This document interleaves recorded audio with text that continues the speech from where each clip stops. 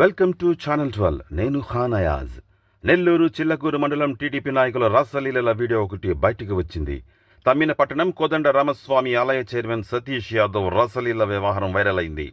బొల్లవోలు TDP నాయకుడు దువ్వూరు వినయ్ రెడ్డి దుస్తులు విప్పి రెచ్చిపోతూ ఓ యువతితో అశ్లీలంగా నృత్యాలు చేశారు. మరో టీడీపీ నాయకుడు తూర్పు కనుమూరు చెందిన ఓబాయ్ శివకుమార్ అందుకు సహకరిస్తూ అసభ్యంగా డ్యాన్స్ చేశారు. ఈయన ముత్యాలమ్మ తల్లి ఆలయ బోర్డు మెంబర్గా ఉన్నాడు. సోషల్ మీడియాలో వైరల్గా మారిన టీడీపీ నాయకుల రాసలీల వీడియోలో ఇది. ఓ మహిళతో గెస్ట్ హౌస్లో అశ్లీల గానా బజానా వీడియో చూసి జనం ముక్కున వేలేసుకుంటున్నారు. పవిత్ర ఆలయ చైర్మన్ పదవిలో ఉంటూ ఇలాంటి అసభ్యకర ప్రవర్తన ఏంటని ఆగ్రహం వ్యక్తం